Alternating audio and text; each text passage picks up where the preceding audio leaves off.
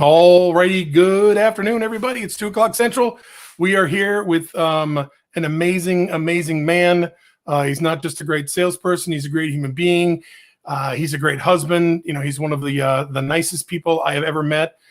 He is an incredible real estate agent, and he's done some super things over the last 23 years in the real estate business. And I'm excited for you to hear directly from him how he's been able to be so successful. It's time to own the phone.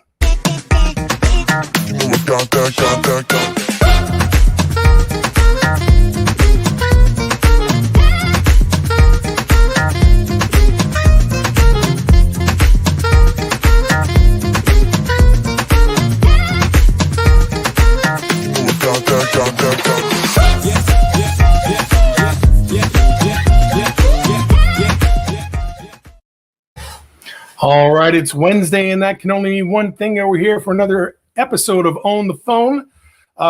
Excited to introduce my guest here. The man to my left, is the one and only Steven Nieves from just south of Dallas. How are you today, buddy? Yeah, doing pretty good, Wally. Good to be here. Yeah, good to have you here, man. Let me just tell the folks a little bit about you. So Steven got into the business back in 1999. He was in New York at the time.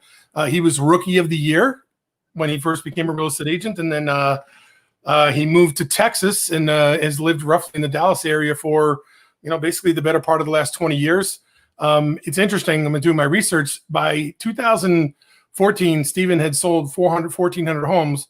But since 2014, in the last 6-7 years, he's sold an additional about 1,400 homes. So his business has really had like a hockey stick like growth over that time. He's a published author. He's been a co-author on 2 books. Top Dollar, as well as Live Your Life with No Regrets, which he wrote with his wife, V. Marie. We call her V. And he currently, the first book he was part of was number 8 on the top seller list of Amazon. And his second book, Live Your Life with No Regrets, actually has a 5-star rating on Amazon. So he's also a speaker, a coach, a team leader, and just an all-around amazing guy. So good to have you here, man. Yeah, so I've had the good fortune of knowing Steven for probably the better part of the last 10 years.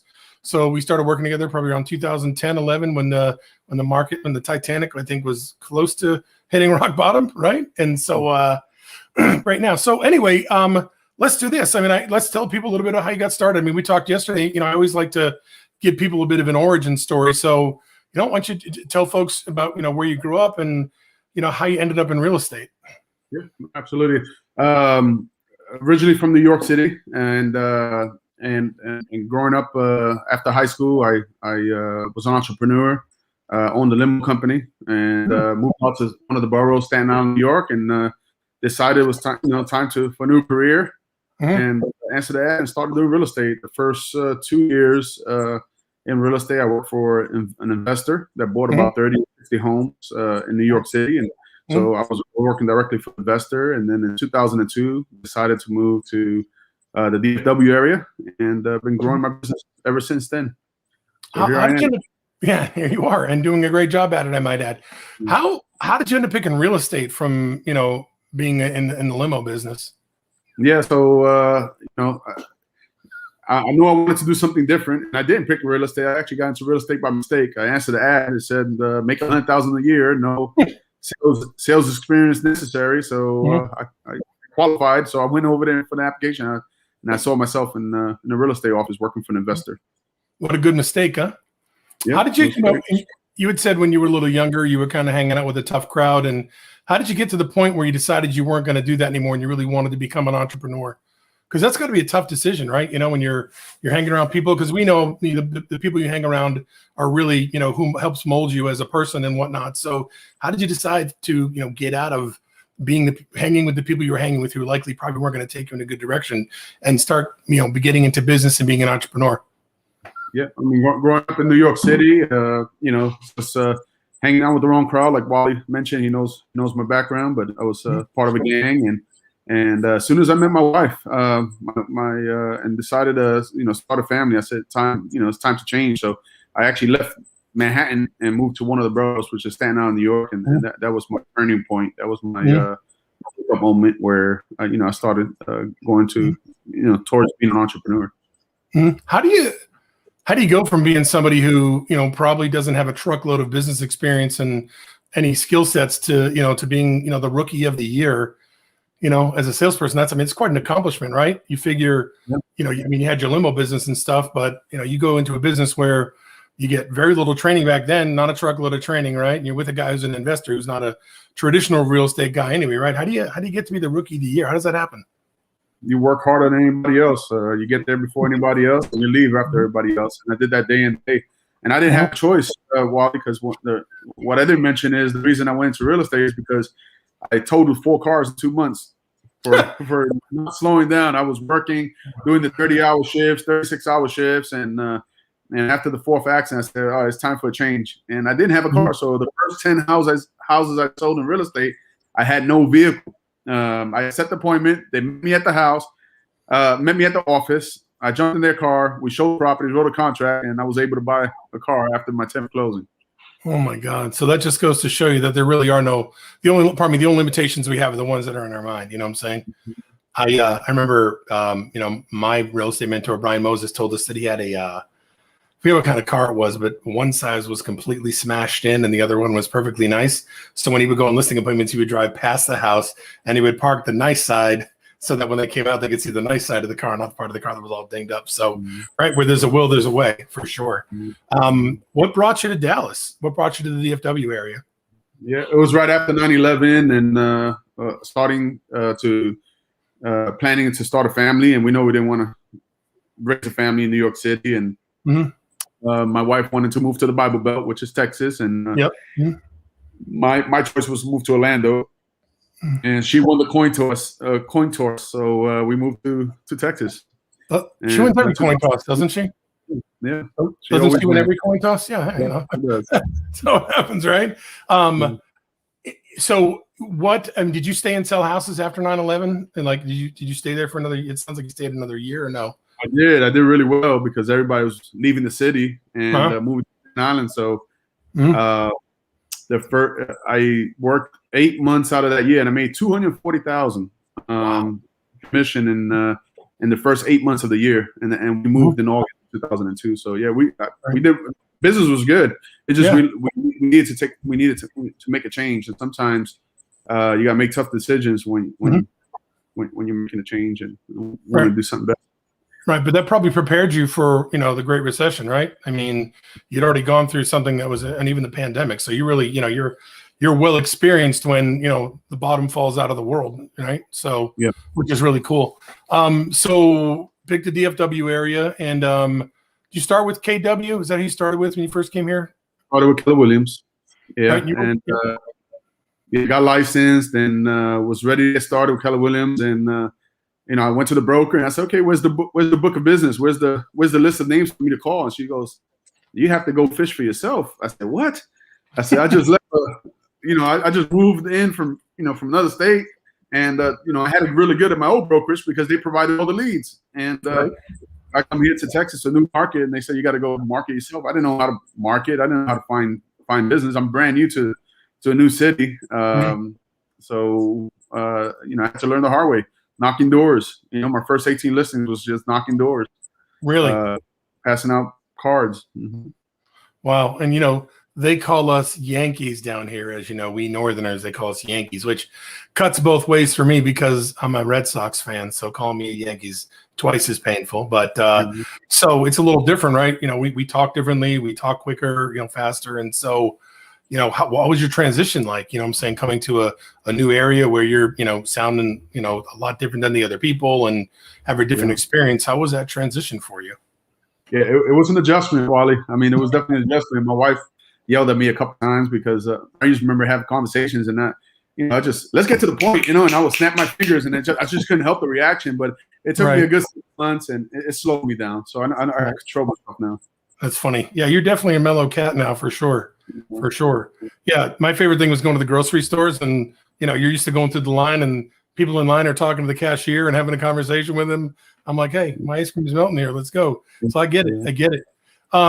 So when do you feel that? I mean, so right now it's 1990. Pardon me, it's 2003 at this point, probably, right? Right.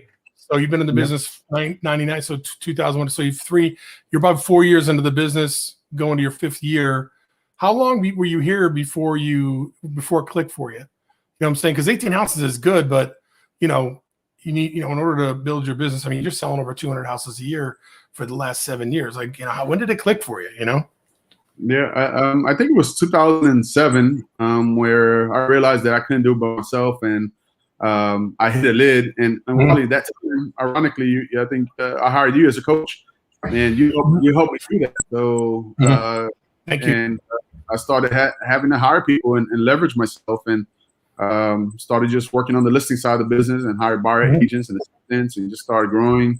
But just educating myself on, you know, what I do to make it to the next level, you know, and to do more, you know, with, because I only have so much time, you know. I was capped out and selling, you know, 5-6 homes myself a month. You know, how do I get to that? How do I get to that 12? How do we get to 20? Well, we need it with leverage. We need people to help us get there. Right. Yeah. And so you working like crazy hours when we first met too, right? You were burning the candle at both ends. You had administrative staff of 3. I think you had, remember you guys came to my house for dinner? You had like 6 or 7 agents, or lunch. Remember you guys all came over. And so you had a good sized team, you know, after, you know, 8 years in the business. So that was, you know, a great accomplishment.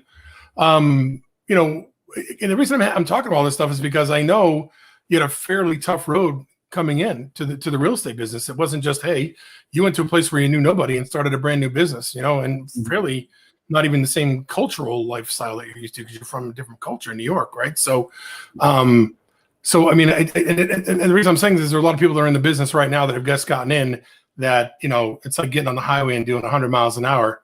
You don't even get to ramp up, right? I mean, things are going so fast. So, you know, and I'm trying to think. So when you got here, the market was going really fast like that, 5, 6, 7. You know, beginning of 8, it was really great, and then all of a sudden it fell off the table. So now today, you know, by my math, I was trying to do the math. In the last 7 years, you've done just around another 200 homes a year. So from 98 to 2014, so in 16 years, you did 1,400 deals. And in the last 7 years, you did 1,400 deals, a little more, right? I think you guys were like a little over 2,800. You were talking with your team? Yeah, about 2,100. Yeah. Yes, 2,800, right? Yeah. So what do you attribute to the fact that you've been able to sell as many homes as 7 in half the time that you did the first 1,400? What's allowed you to do that? Yeah, experience and systems. You know, having the systems in place. You know, we have systems in place that helps us get to the, you know, get to the cream of the crop. We have a top 5 model that we use in our team that, you know, we concentrate on the people buying home in the next 30 to 45 days. So those who we fish for. We fish for people that are looking to buy now. And we put the rest of the leads in the pipeline. We run the ISA model where we have 3 ISAs in the office, making all the phone calls, setting up appointments, and our agents are primarily just following up and prospecting, showing properties, negotiating, and writing offers. You know, other than that, then the rest of the team takes care of everything else. So the systems just work. Yeah, for sure. Yeah, and it's going well for you. I mean, you folks have been able to go on vacation pretty regularly, right? I see you guys, you know, and you know, I think do you have season tickets to every major sporting team in Dallas? I mean, I go to a lot of football games and tickets to Rangers. Yeah, I see tickets to Rangers. I saw you and I think it was what are your girls' names? Me and Bella. I think Bella, it was you and Bella were at a Stars game, and you know, so you know, which is good. So you know, you're able to create a great life and create great memories for yourself. What is your top 5 program? Can you explain that a little bit more? The top 5 program is every buyer agents on our team. The goal is to always have 5 people that's buying the next 30, 45 days. Okay. So if you don't have no top 5s, only 1 or 2 in your top 5s, then you're actually hitting the phones pretty hard. You're calling 3-4 hours a day until you get that top 5. If you got 7 or 8 in your top 5, then we're slowing down the prospecting and we're servicing our clients because we need to get them into homes. You know, so right now we got 40 top 5s on our team. So I know I'm going to have 20 contracts in the next 30 days based on how many top 5s we have. Right. So I just divide it by 2, and I know I could pretty much know how many contracts we have. So. That makes sense. 50%. Yeah. And so, and so it's a lot more manageable than having 30, right? The conventional wisdom is I'm gonna have the ISA try and find opportunities. So the ISA is kind of like gravy, right? So ISA is going to send you opportunities that are hopefully going to pop now, but in order for you to keep a pipeline, a lot of folks have the agents do 30, but you're saying top 5 continually, like having top five, one leaves, another one comes in. So every 30 to 45 days, you have at least 1 or 2 closings, right? Is that the whole thing? That's been working for you, right? At 200 plus homes a year. And then trying to think, you have a sales manager, correct? Yep, we got a sales lead buyer's agent, and then 9 agents on the team. Yep, that's amazing production. 200 plus transactions for 9 agents, right? That's 20 plus transactions an agent. That's great. What's the sales price now in like DeSoto, Midlothian, that part of the world? What's the average sales price? Sales price right now about 280. When I met you, it was like 140. Yep. It's like 26, 07. Average price range was 26. Yeah. 126.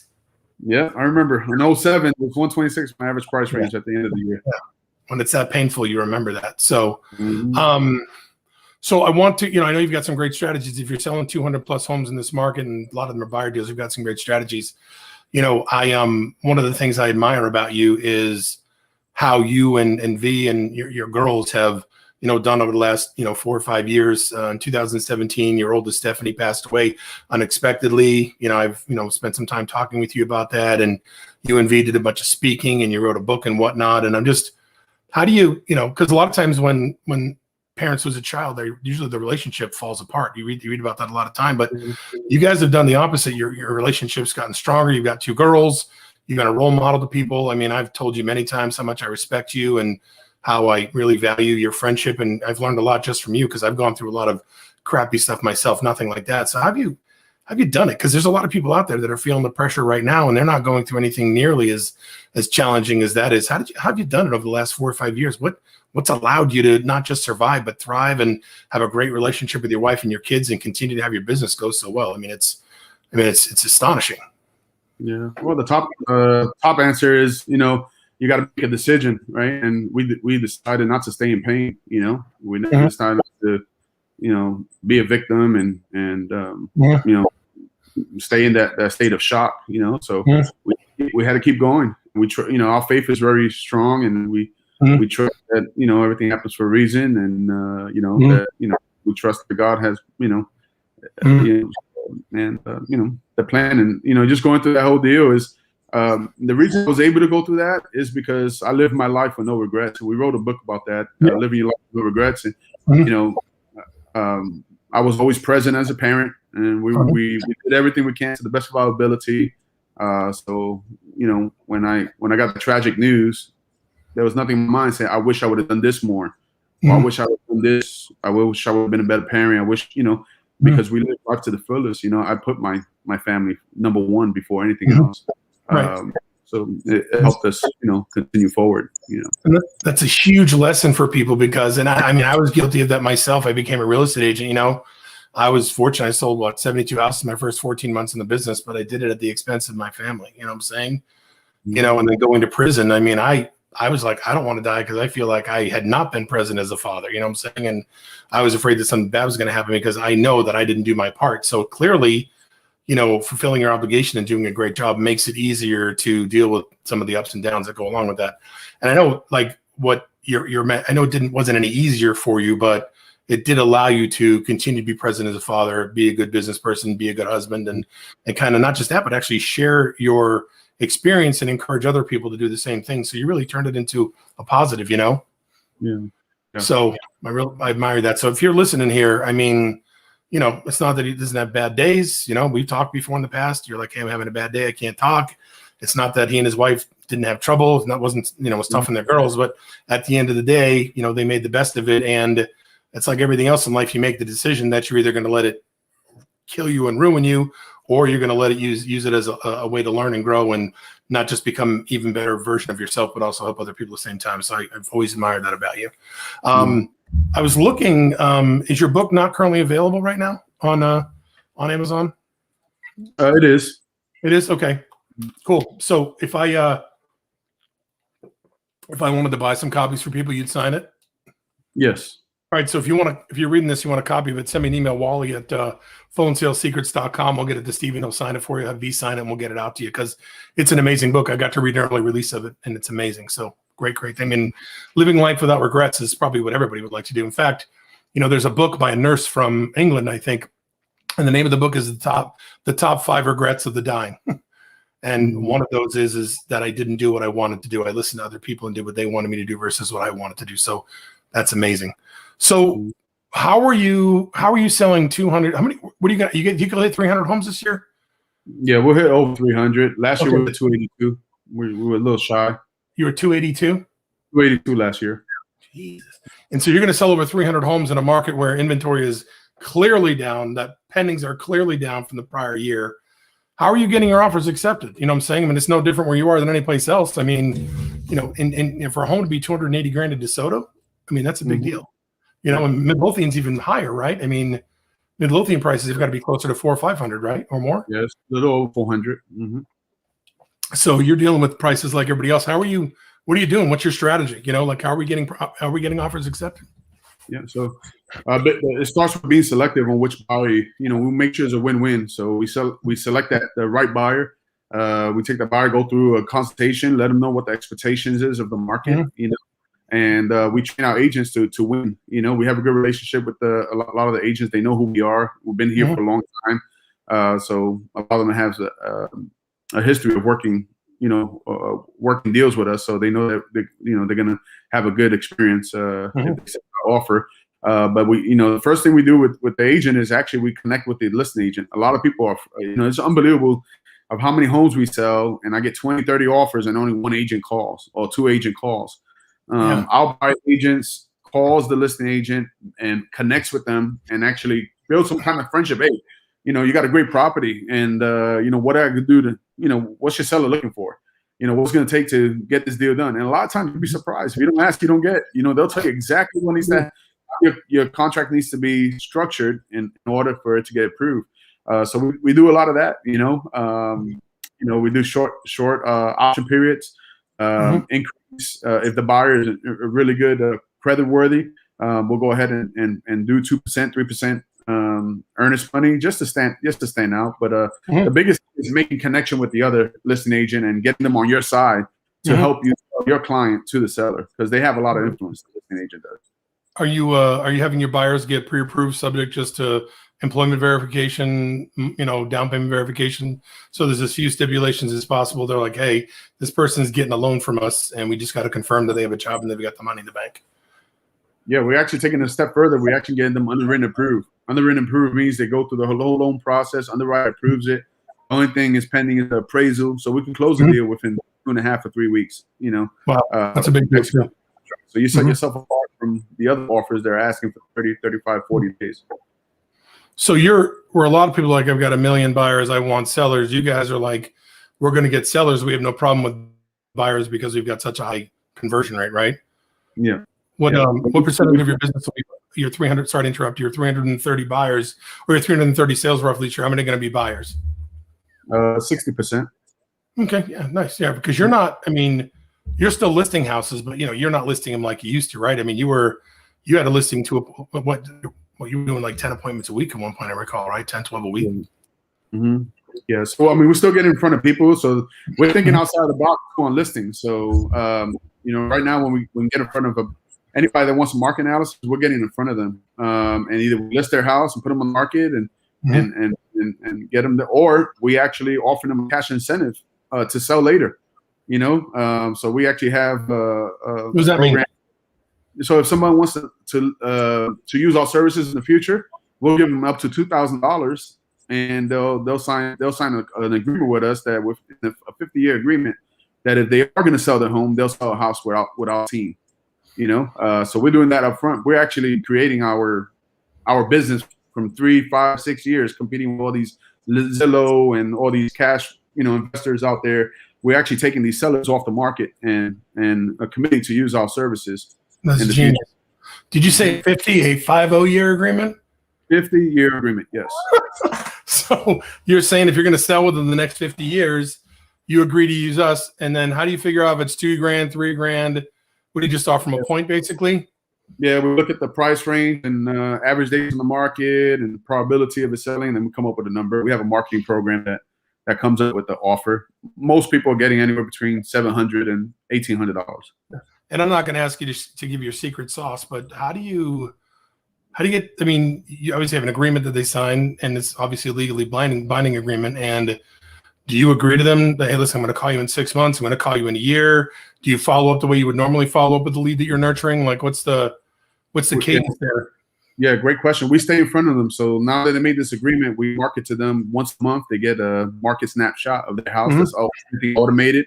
And we're doing 3 events, 3 events through the year. Now that COVID's gone, we'll go back to our large picnic, get-togethers and movie theaters, and just provide things of value throughout the year, just to stay in front of them. Right. And so where you normally wouldn't go on a listing presentation 6 months or a year out, you would now. And you're not so much worried that they're going to remember everything you said about where you're going to list their home. You just want that relationship, and you want them to say, hey, listen, you know what? There's $3,000, $2,000, $3,000, whatever in it for me to call you, because I know you're going to automatically get me more money for my home because I'm not going to spend as much with you. That's right. And you figure, you figure if you're going to advertise and market, you're going to spend at least that much. I mean, what does it cost you to get a listing lead? It's got to be, usually it's somewhere between $900 and $1,500 anyway, right? To generate a bona fide listing lead after you spend everything. So why not give it to them? I love that. That's cool. And then, is it somebody's responsibility to stay in touch with them? Is it the ISA until the agent's ready to go over? Is that it? Yeah, we actually have a marketing team that keeps in contact with them. And then what's your marketing? Nice. How long have you been doing that now? We just launched it about 6 weeks ago. Okay. So, but from even 6 weeks, has anybody already said, hey, I'm ready to sell? And 38 people signed in. What? Yep. 38 people have signed in 6 weeks. Has anybody listed with you yet? No, not yet, but these are future buyers. That's amazing. I think that's a brilliant idea, because it really doesn't cost you anything to implement the program, but and you don't have to pay them the money until it sells, right? So it's completely based on profit, right? Like we pay them up front. We pay them today to sign a 50-year agreement to do business with us when they're ready. What? Okay, so it is an investment up front then. Yeah. So how do you make sure that they're going to sell? They have to have like a life event associated with that, like they're retiring or they're getting married. I mean, you have to have some stipulations. You're not writing everybody a big check, right?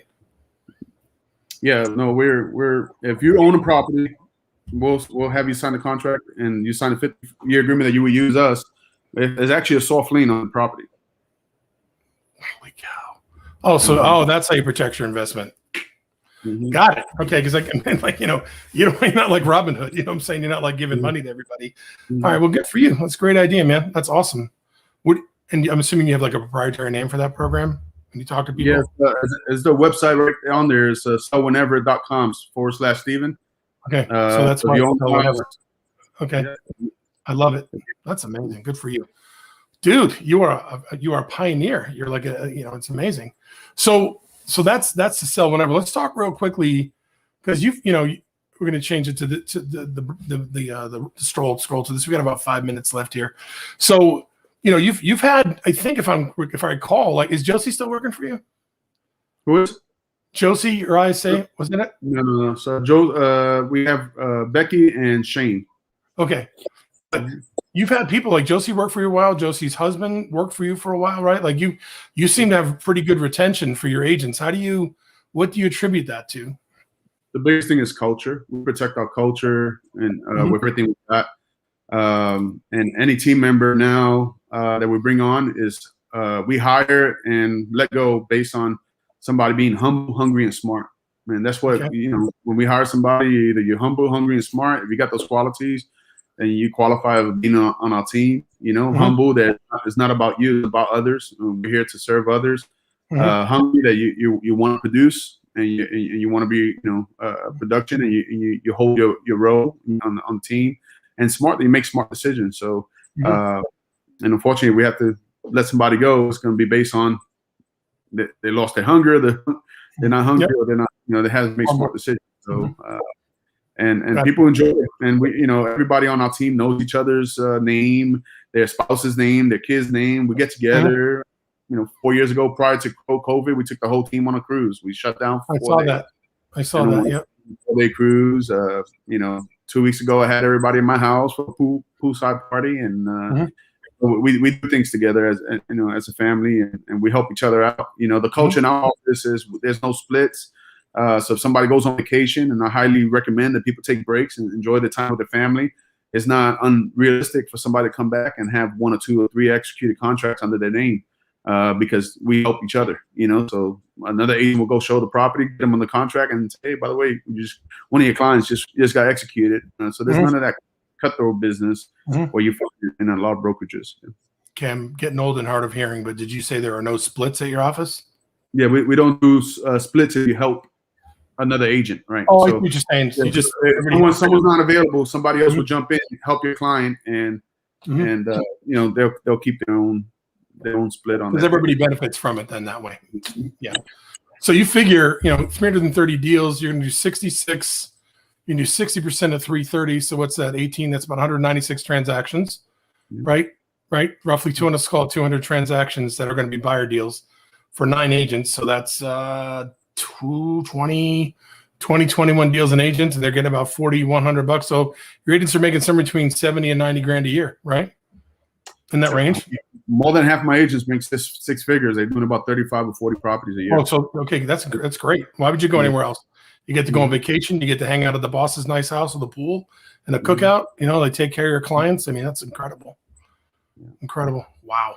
So if somebody wanted to find out a little bit more about your team, they would go to stevennieves.com. Yes. Right. And that's where they can find out a little bit more about it. Do you have any more room on your team for people? No, not really. We're very selective. We're full right now. Okay. Yeah, we're 10 agents, so there might be some room in the future. But okay, so they can come and get in line. I got you. Yeah, because you don't want to have a team of 40 agents and you kind of lose a lot of the culture you have now. I got you. So what's your market area right now? Can you just kind of give us an idea where you're covering right now? Our office is located in Cedar Hill, Texas. So we cover Mansfield, Arlington, Grand Prairie, Cedar Hill up to Lancaster, and then South Ellis County, Rideau, Midlothian. And you still do DeSoto, yeah?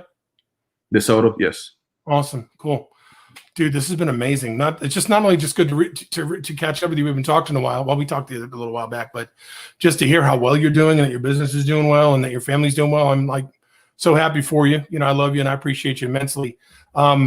Anything that you want to talk about? Anything you want to share with anybody before we go here? I mean, it's a crazy market. Any recommendations or any final thoughts? Kind of the Jerry Springer final thought, but without the fighting.